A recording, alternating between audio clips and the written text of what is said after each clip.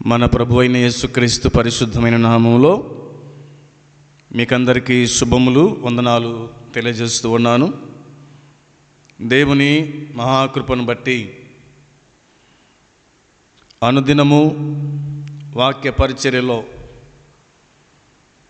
దేవుడు మనకు సహాయపడుతూ వస్తూ ఉన్నాడు. దేవుని వాక్యాన్ని విని మన ఆత్మీయ జీవితానికి అన్వయించుకోవడానికి మనము పరలోక సందేశాన్ని వింటూ ఉన్నాం. మొదటి 2-3 ప్రసంగాలను మనం విన్నాం. యోహాను సువార్త 14వ అధ్యాయంలో మనము ప్రభు మన కోసమై ఆయన ఏమి సిద్ధపరుస్తున్నాడో,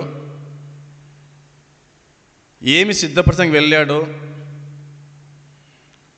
ఆ మార్గం గురించి మనము స్పష్టంగా కొన్ని విషయాలు మనము తెలుసుకున్నాం.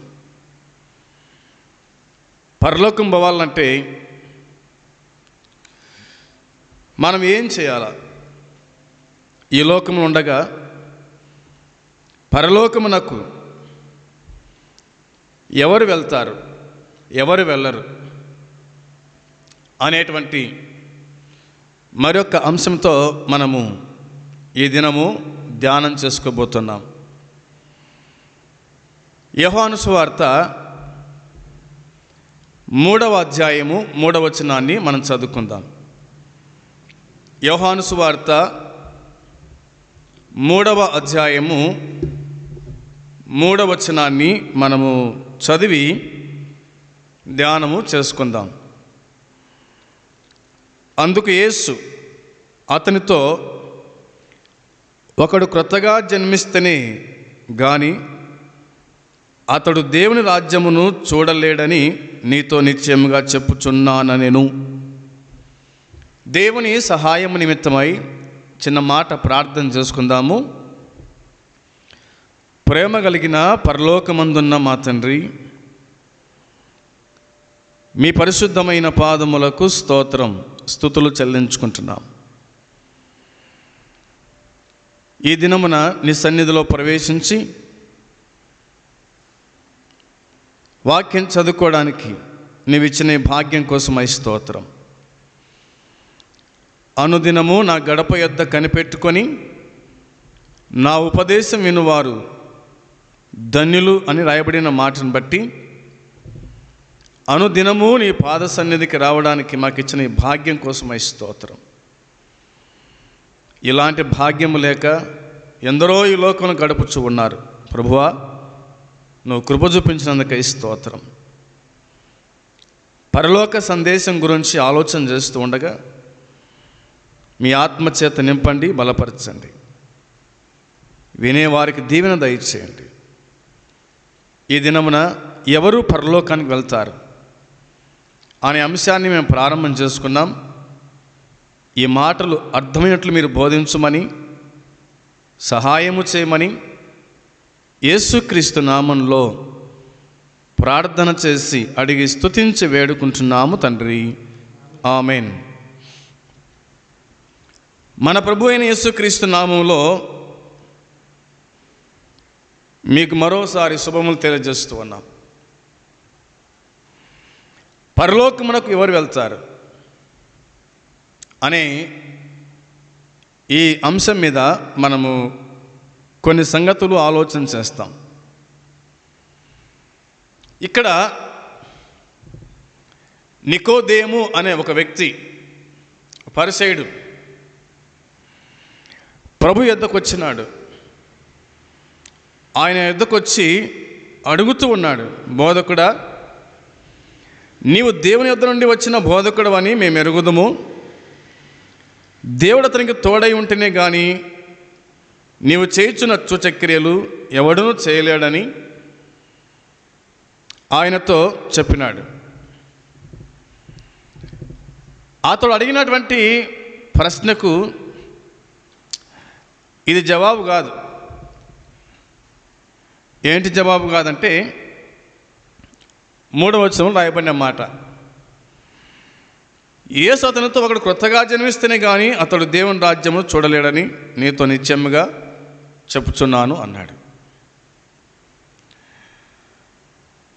అతడేమన్నాడు? బోధకుడా, నీవు దేవుని యొద్ద నుండి వచ్చిన బోధకుడు అని మేము ఎరుగుదుము. దేవుడు తోడై ఉంటేనే కానీ నువ్వు చేయించిన సూచక్రియలు ఎవడు చేయలేడు అని నికోదేము చెప్తే ప్రభు అంటున్నాడు, ఒకడు క్రొత్తగా జన్మిస్తేనే కానీ అతడు దేవుని రాజ్యమును చూడలేడు. క్రొత్తగా జన్మించిన వాడు దేవుని రాజ్యం జరుగుతాడు. క్రొత్తగా జన్మించిన వాడు అని అన్నాడు. నికోదేము అంటున్నాడు 4వ వచనంలో, ముసలివాడైన మనుషుడు ఎలాగూ జన్మింపగలడు? ప్రభు చెప్పిన మాట ఏంటంటే, ఒకడు క్రొత్తగా జన్మిస్తేనే పరలోక రాజ్యం చేరుతాడు అని ప్రభు అంటే, నికోదేము అంటున్నాడు, ముసలివాడైన మనుషుడు ఎలాగూ జన్మింపగలడు? రెండవ మారు తల్లి గర్భమందు ప్రవేశించి జన్మించగలడా అని అడిగినాడు. క్రొత్తగా జన్మించడం అంటే ఇతనికి ఏమర్థమైందంటే, మళ్ళా తల్లి గర్భంలో ప్రవేశించి మరలా జన్మించాలనా? మరొక జన్మ ఉందా మనిషికి అని మాట్లాడుతూ ఉన్నాడు. ప్రభు అన్నాడు, ఒకడు నీటి మూలంగాను ఆత్మ మూలంగాను జన్మిస్తేనే కానీ దేవుని రాజ్యంలో ప్రవేశింపలేడని నీతో నిత్యంగా చెప్పుచున్నాను. ఒకడు నీటి మూలంగా నైనను ఆత్మ మూలంగా నేను జన్మిస్తే తప్ప వాడు దేవుని రాజ్యంలో ప్రవేశించలేడు. దేవుని రాజ్యంలో ప్రవేశించలేడు. నీటి మూలంగాను అంటే నూతన జన్మలో పరిశుద్ధాత్మ చేత శుద్ధీకరణ విషయాన్ని యేసు ఈ సందర్భంలో ఆయన ప్రస్తావించి ఉండవచ్చు. తీతుకు రాసిన పత్రికలో ఒక మాట చదువుదాం. తీతుకు రాసిన పత్రిక పౌలు 3వ అధ్యాయము 5వ వచనం చదువుతారా? 3వ అధ్యాయము 5వ వచనంలో వ్రాయబడిన మాట. 3వ అధ్యాయం 5వ వచనం. దేవుని వాక్యం ఏం చెబుతుందో మనం జ్ఞాపకం చేసుకుందాం. నీతిని అనుసరించి చేసిన క్రియల మూలంగా కాక తన కనికరము చొప్పునని పునర్జన్మ సంబంధమైన స్నానము ద్వారా పరిశుద్ధాత్మ మనకు నూతన స్వభావము కలగజేయు ద్వారాను మనలను రక్షించెను అని ఉంది. అపోస్తలుడైన పౌలు తీతుకు రాస్తూ పునర్జన్మ గురించి వ్రాశాడు. ఏమిటి పునర్జన్మ అంటే? విశ్వాసి నూతన జన్మను ఇది సూచిస్తూ ఉంది. విశ్వాసి యొక్క నూతన జన్మను ఇది సూచిస్తూ ఉంది. పునర్జన్మ సంబంధమైన స్నానము ద్వారాను పరిశుద్ధాత్మ మనకు నూతన స్వభావము కలగజేయడం ద్వారాను మనలను రక్షించెను అని చెబుతూ ఉన్నాడు. రక్షించెను అనే మాట దేవుని వాక్యం చెబుతూ ఉంది. స్నానము ద్వారాను, స్నానం చేస్తే దేహము శుద్ధి అవుతూ ఉంది. స్నానము చేస్తే దేహం శుద్ధి అవుతూ ఉంది. అదేవిధంగా స్నానము ద్వారాను పరిశుద్ధాత్మ మనకు నూతన స్వభావము, పరిశుద్ధాత్మ మనకు నూతన స్వభావము ధరింపజేసెను అన్నమాట. నూతన స్వభావము కలగజేయటం ద్వారా మనం రక్షించబడ్డాం, రక్షణ పొందినాము అని దేవుని వాక్యం మనకు జ్ఞాపకానికి తీసుకొని వస్తూ ఉంది. యోహాను సువార్త 3:6 వచనంలో ఇలాగూ చూస్తాం. శరీరం మూలంగా జన్మించినది శరీరమును, ఆత్మ మూలంగా జన్మించినది ఆత్మయునై ఉన్నది అని ఉంది. శరీరం మూలంగా జన్మించినది శరీరమును, ఆత్మ మూలంగా జన్మించినది ఆత్మయునై ఉంది. ఒకడు శరీరం మూలంగా జన్మించినాడు. మనమందరం కూడక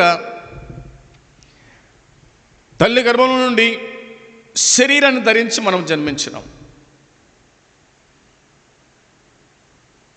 మనిషి శరీరం. మనిషిలో 3 భాగాలు మనకు కనిపిస్తాయి: శరీరము, ప్రాణము, ఆత్మ. మనిషికి శరీరం ఉంది, ప్రాణం ఉంది. ఆత్మ దేవుడు దయచేసినాడు. శరీరం మూలంగా జన్మించినది శరీరం అంతే, ఆత్మ మూలంగా జన్మించినది ఆత్మ. ఒకడు దేవుని చేత రక్షణ పొందినాడంటే వాడు ఆత్మ చేత నింపబడిన వాడు అని మనకు అర్థమైన విషయం. కాబట్టి ప్రభు ఇలాగన్నాడు, మీరు కొత్తగా జన్మింపవలనని నేను మీతో చెప్పినందున ఆశ్చర్యపడకుము అన్నాడు.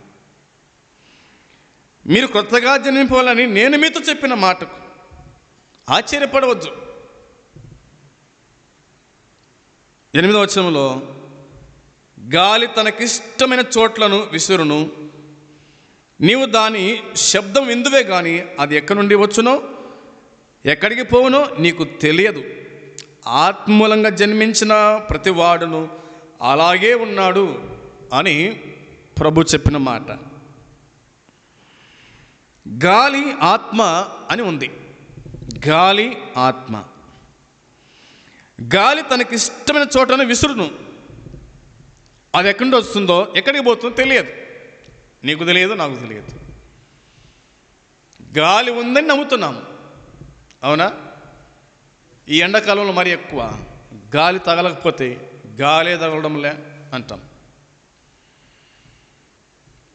అది ఎక్కడి నుండి వస్తుందో ఎక్కడికి పోతుందో ఎవరికి తెలియదు. అయితే తనకిష్టం వచ్చిన చోట అది విసురును అని దేవుని వాక్యం చెబుతూ ఉంది. నీవు దాన్ని శబ్దం వింటావు కానీ అది ఎక్కడి వస్తుందో ఎక్కడికి పోతుందో తెలియదు.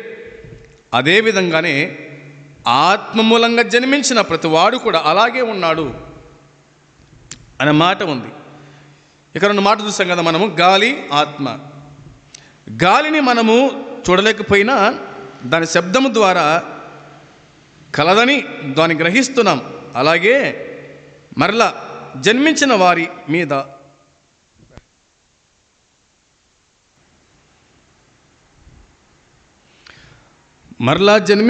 మీద పరిశుద్ధ ఆత్మను క్రియల ప్రభావాన్ని కనపరచగలం అనే సంగతి దేవుని వాక్యం గుర్తు చేస్తూ ఉంది. కాబట్టి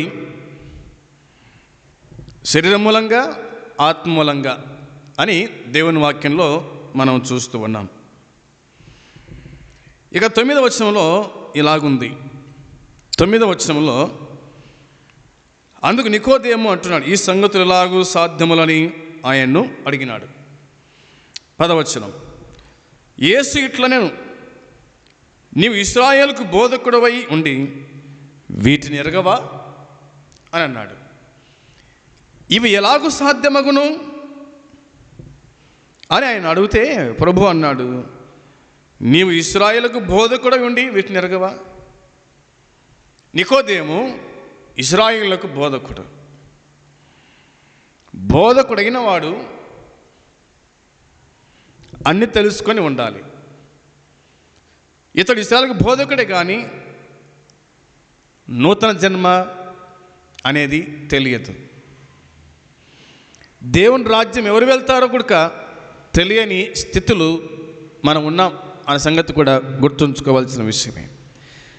చాలామంది దేవుని రాజ్యం పోయే మార్గం తెలియక దేవుడు ఎట్ట పెడితే అట్ట అవుతుందిలేన్నా అని అంటారు. ఎట్లా అవుతుంది అట్లా? దేవుడు ఎట్ట పెడితే అట్ట అయ్యేదానికి ఇంకా ఈ చర్చిలు ఎందుకు, బైబిల్ ఎందుకు, ఈ సందేశాలు మనకెందుకు? దేవుడు అన్నీ వ్రాసి పెట్టాడు. వీటిని గ్రహించాలా, చదవాలా, వినాలి, ఆ ప్రకారంగా జీవించాలి. అప్పుడు కార్యం సఫలమవుతుంది. అంతేగాని దేవుడు పెట్టినాడు అవుతుందంటే అది ఎట్లా అస్సలు కుదరదు. నీవు ఇశ్రాయేలుకు బోధకుడై ఉండి కూడా వీటిని ఎరగవా? మేము ఎరిగిన సంగతులే చెప్పుచున్నాం. ప్రభు అంటున్నాడు, మేము ఎరిగిన సంగతులు మీకు చెప్తున్నాం. ఒకటో తరగతికి రెండో తరగతి గురించి చెప్తే ఏమర్థమవుతుంది? ఐదో తరగతికి 10వ తరగతి గురించి చెప్తే ఏమర్థమవుతుంది? మేము ఎరిగిందే చెప్తున్నాం అంతే. ఇదే మాట సమరయస్థితితో ప్రభు అంటాడు 4వ అధ్యాయంలో. మనం ఎరుగుదుము ఆ మాట. ఇదిగో ఒక కాలం వస్తూ ఉంది అని ఆయన ప్రారంభం చేసినట్టుగా దేవుని వాక్యం చెబుతూ ఉంది. ఇదిగో ఒక కాలం వస్తూ ఉంది అని అన్నాడు కదా. 4వ అధ్యాయం 21వ వచనంలో, అమ్మా ఒక కాలం వచ్చుచున్నది, ఆ కాలమందు ఈ పర్వతం మీద నేనను యెరూషలేములో నేనను మీరు తండ్రిని ఆరాధింపరు. నా మాట నమ్ముము. మీరు మీకు తెలియని దాన్ని ఆరాధించువారు, మేము మాకు తెలిసిన దాన్ని ఆరాధించువారము. రక్షణ యూదుల్లో నుండి కలుగుచున్నది అనే మాట వ్రాయబడింది. మేము ఎరిగింది మీకు చెప్తున్నాం కానీ మీరు నమ్మరు. ఒకవేళ వాళ్ళు నమ్మేటి కనుక ఈనాటికి ప్రపంచమంతా మారిపోవు. యూదులు అందరూ నమ్ముకుంటే కనుక ఇంకా వాళ్ళు మెస్సా కోసం ఎదురు చూస్తూనే ఉన్నారు. కొందరు నమ్మారు. అందుకని వాక్యం చెబుతూ ఉంది, ప్రభు అంటున్నాడు, మేము ఎరిగిన సంగతులే మీకు చెప్పుచున్నాం, చూచిన దానికే సాక్ష్యం ఇచ్చుచున్నాం, మా సాక్ష్యము మీరు అంగీకరింపరని నీతో నిశ్చయముగా చెబుతూ ఉన్నాను.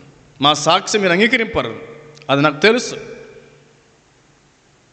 మేము చెప్పేది సత్యం, మేము చెప్పేది నిజం అని యేసు ప్రభు నికోదేముతో చెప్పిన మాట. వచనం 12లో రాయబడిన మాట చదువుదాం. భూసంబంధమైన సంగతులు నేను మీతో చెప్తే మీరు నమ్మకున్నప్పుడు పరలోక సంబంధమైనవి మీతో చెప్పిన ఎడల ఎలాగూ నమ్ముదురు అని ప్రభు చెప్పాడు నికోదేముతో. భూ సంబంధమైన సంగతులు నేను మీతో చెప్తే మీరు నమ్ముకున్నప్పుడు పరలోక సంబంధమైనవి మీతో చెప్పిన ఎడల ఎలాగూ నమ్ముతారు? ఎలాగూ నమ్ముతారు? ఇవి నమ్మకపోతే అవి నమ్మలేరు, ఇవి అర్థం కాకపోతే అవి అర్థం కావు. కాబట్టి మీకు ముందు ఇవి అర్థం కావాలా, ఆ తర్వాత అది అర్థమవుతుంది అని చెప్పినట్టుగా దేవుని వాక్యం గుర్తు చేస్తూ ఉంది. 13వ వచనం, మరియు పరలోకం నుండి దిగి వచ్చిన వాడే అనగా పరలోకములో ఉండు మనుష్య కుమారుడే తప్ప పరలోకమునకు ఎక్కిపోయిన వాడెవడు లేడు అని దేవుని వాక్యం చెబుతుంది. పరలోకం నుండి దిగి వచ్చిన వాడే, పరలోకములో ఉండు మనుష్య కుమారుడే తప్ప పరలోకమునకు ఎక్కిపోయిన వాడెవడు లేడు.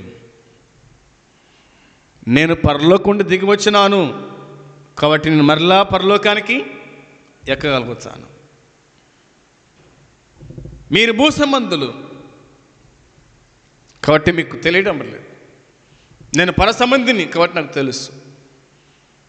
మీరు పరసంబంధులు కావాలంటే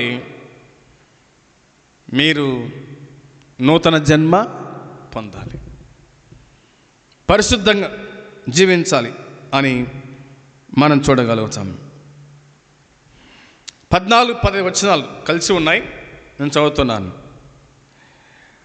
అరణ్యములో మోసి సర్పమును ఎలాగ ఎత్తెనో అలాగే విశ్వసించు ప్రతి వాడు నశింపక ఆయన ద్వారా నిత్యజీవం పొందినట్లు మనుష్య కుమారుడు ఎత్తబడవలెను అని దేవుని వాక్యం మనం జ్ఞాపకం చేస్తూ ఉంది. ఈ వచ్చిన భాగాలను మనం జ్ఞాపకం చేసుకున్నప్పుడు అరణ్యంలో మోసే సర్పాన్ని ఎత్తినాడు.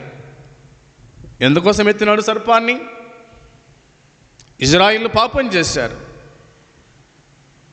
ప్రభు మీద తిరుగుబాటు చేసినారు, మోస మీద తిరుగుబాటు చేసినారు. ఆయన తాపకరమైన సర్పాలను పంపించినాడు. అవి కరిచినాయి, అనేకులు చనిపోయారు. మరికొందరు మోసే కాడికి వచ్చి సాగిలో పడి నమస్కారం చేసి, అయ్యా ఈ బాధను తప్పించు, దేవునికి ప్రార్థన చేయంటే మోసే ప్రార్థన చేశాడు. ప్రభు అన్నాడు, ఒక సర్పాన్ని, తాపకరమైన సర్పాన్ని చేసి దాన్ని నిలబెట్టు, దాని వైపు నీ దాన్ని చూసిన వాడు బతుకుతాడు అని ప్రభు చెప్పిన మాట. కాబట్టి దాన్ని చూసిన వాడు బ్రతికాడు. అదేవిధంగా ఈనాడు సిలువ మనకు కనిపిస్తుంది, దేవుడు మనకు కనిపిస్తున్నాడు. మనిషి కుమారుడు అనే మాట ఉంది. అలాగే విశ్వసించు ప్రతి వాడు నశింపక ఆయన ద్వారా నిత్యజీవం పొందినట్లు మనిషి కుమారుడు ఎత్తబడవలెను. 2000 క్రితమే మన ప్రభు అయిన యేసుక్రీస్తు ఆయన ఎత్తబడినాడు. భూమికి మధ్య, ఆకాశం మధ్య వ్రేలాడినాడు. చేతుల్లో చీలలు, కాళ్ళలో పొడబాటు మేకు, డొక్కలో బల్లెంపోటు, శరీరమంతయు గాయాలు, రక్తమంతయుడు కార్చాడు. ఆయన ఎర్రటి ఎండ వేళ, మిట్ట మధ్యాహ్నపు వేళ ఆయన కేక వేశాడు. ఆయన ఎత్తబడ్డాడు నీకు నాకు నిత్య జీవాన్ని ఇవ్వడానికి, నీకు నాకు రక్షణ ఇవ్వడానికి, నీకు నాకు పరలోకాన్ని ఇవ్వడానికి ఆయన ఎత్తబడ్డాడు అని దేవుని వాక్యం మనకు జ్ఞాపకానికి తీసుకొని వస్తూ ఉంది. కాబట్టి ఈ యొక్క అధ్యాయంలో మనము కొన్ని సంగతుల గురించి మనం ఆలోచన చేయబోతాం. ఇంతకు నూతన జన్మ అంటే ఏమిటి? నూతనంగా జన్మించిన వాడే దేవుని రాజ్యం వెళ్ళాలా? ఇక ఏ దారి లేదా అంటే ఏ దారి లేదు, ఏ దారి లేదు, ఒకే దారి, యేసు ప్రభువే. యోహాను 14:6 చెప్పుకున్నట్టుగా మనం, నేనే మార్గమును సత్యమును జీవమును, నా ద్వారా తప్ప ఎవడు తండ్రి వద్దకు రాలేడు. అదే కోణంలో క్రొత్తగా జన్మిస్తేనే కానీ అతడు దేవుని రాజ్యాన్ని చూడలేడు. అది ప్రభులో జన్మించాలి, పాపక్షమాపణ పొందాలి, మారు మనసు పొందాలి, క్రీస్తు దేవుడని నమ్మాలి, ఆయన ద్వారానే మోక్షం, పరలోకమని నమ్మాలి. అప్పుడు నీవు పరలోకాన్ని పొందుకున్నట్టే, పరలోకం చేరినట్టే దేవుని వాక్యంలో మనము చూడగలుగుతున్నాం. కాబట్టి ఈ సంగతులు అందరూ కూడా గుర్తుంచుకోవాల్సిందిగా నేను మనవి చేస్తూ ఉన్నాను. నూతన జన్మ పొందినావా అనగా ప్రభువులోకి వచ్చినావా, మారు మనసు పొందినావా, నీ పాపాలను ఒప్పుకున్నావా, సంపూర్ణంగా విధేయుడవైనావా, ప్రభువులో కొనసాగుతున్నావా? మంచిది. ఒకవేళ ఇవేవి లేకపోతే కనుక నేడే రక్షణ దినం, ఇప్పుడే సమయం లేదు, నీకోసం సమయం రాదు.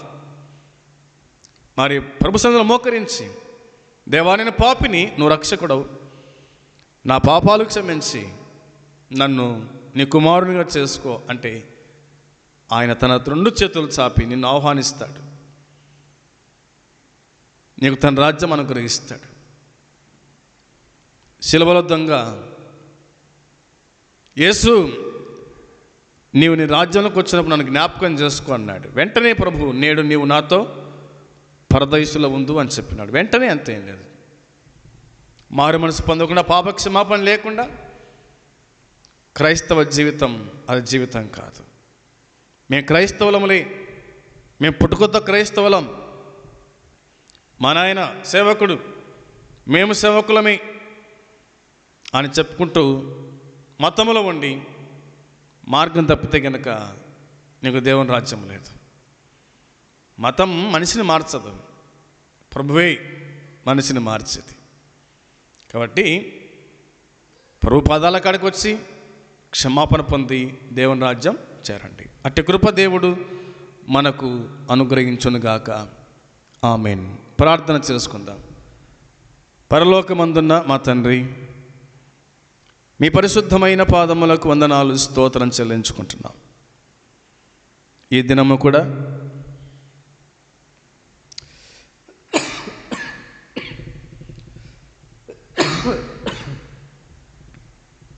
మీ వాక్యాన్ని వినే కృపణించినందుకై స్తోత్రాలు. దీవించు తండ్రి. ఎంతమంది వినగలిగిన వారి జీవితాలు కార్యం జరిగించి ప్రతిఫలం దయచేయమని మా ప్రభువైన యేసుక్రీస్తు నామంలోనే ప్రార్థించి వేడుకుంటున్నాము తండ్రి. ఆమేన్. పరలోకమందున తండ్రి ప్రేమ, మన ప్రభువైన యేసుక్రీస్తు కృప, పరిశుద్ధాత్మ సన్నిధి సహవాసం చేరవచ్చిన మనకు సకల పరిశుద్ధులకు ఇప్పుడు ఎల్లప్పుడు సదాకాలం తోడై ఉండునుగాక. ఆమేన్. అందరికీ వందనాలు.